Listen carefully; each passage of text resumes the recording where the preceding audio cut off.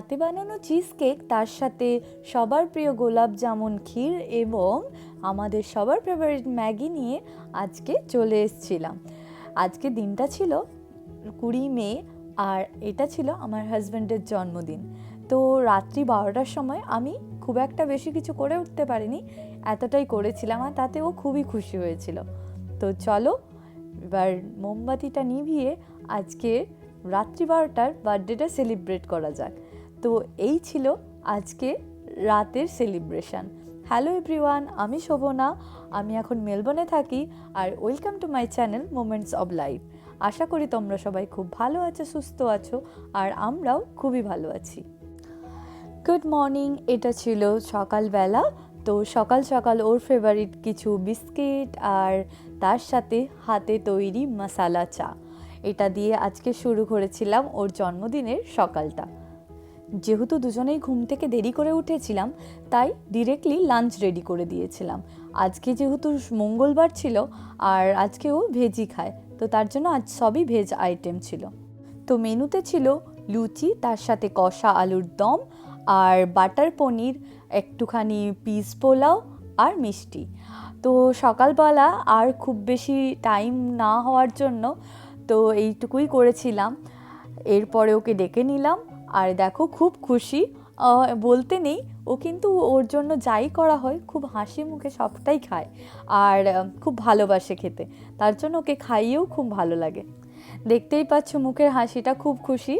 তো এই যে দেখতে পাচ্ছ, এইটা আমার ছোট্ট ঠাকুরের জায়গা, আর যেহেতু হনুমানজির আজকে মঙ্গলবার, তো একটু পুজোও করে নিয়েছিলাম। যাই হোক, তো তাড়াতাড়ি এবার ওকে একটু লাঞ্চ সার্ভ করে দিই। ফার্স্টেই আমি দিয়েছিলাম লুচি, আর তার সাথে আলুর দম, একটুখানি পিস পোলাও, আর একটু পনির, আর সাথে একটু মিষ্টি। এতটাই ছিল আজকের জন্য লাঞ্চ। খুব বেশি করে উঠতে পারিনি, কারণ এরপরে আমাদের একটা প্ল্যান আছে। তো চলো এখন খেয়ে নেওয়া যাক।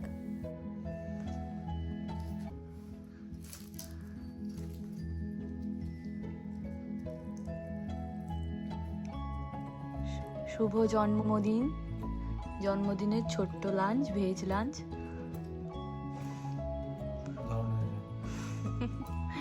Thank you. না, শান্তি করে খাও।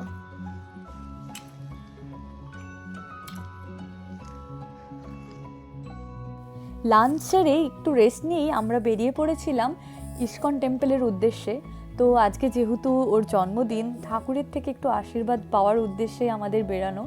বিদেশের মধ্যে এই যে ঠাকুরের আশীর্বাদ পাবো, সেটাও সত্যিই ভাগ্যের বিষয়।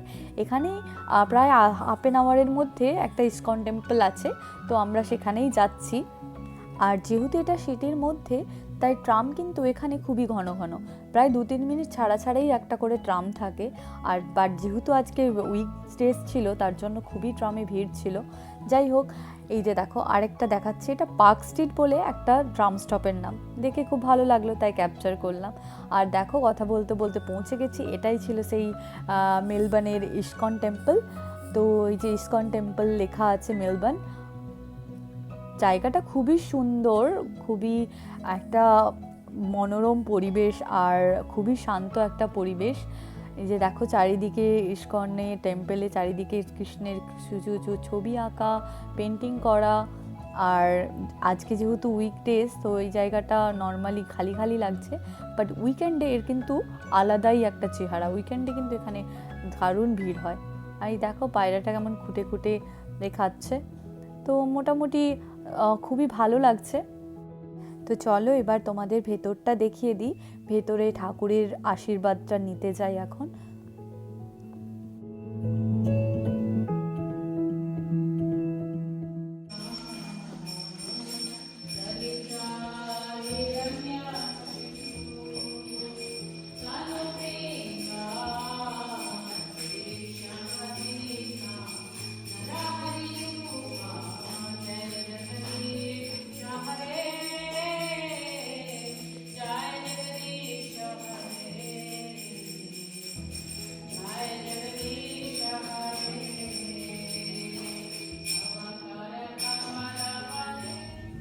আর দেখো আজকে এটা লেখা আছে, আজকের বাণী, এটা ভাগবত গীতা থেকে প্রতিদিন একটা করে শ্লোক এখানে লেখা থাকে। সত্যি এখানে এসে না মনটা এত ভালো হয়ে যায়, এত শুদ্ধ লাগে নিজেকে। তো এখানে আমাদের একটুখানি মন খারাপ হলেই আমরা মাঝে মাঝেই চলে আসি, আর এরকম আরতি শুনতে খুবই ভালো লাগে। এখানে কিছুক্ষণ বসে একটুখানি প্রসাদেরও ব্যবস্থা থাকে এখানে প্রতিদিন প্রায়। তো প্রসাদ খেয়ে তারপরে আমরা এখান থেকে বেরোই।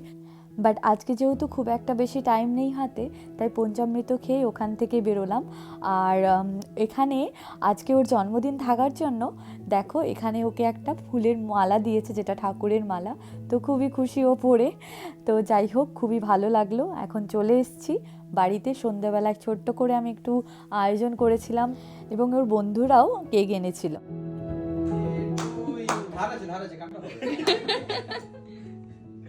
আরে করো হ্যাপি বার্থডে টু ইউ। কত বছর? 30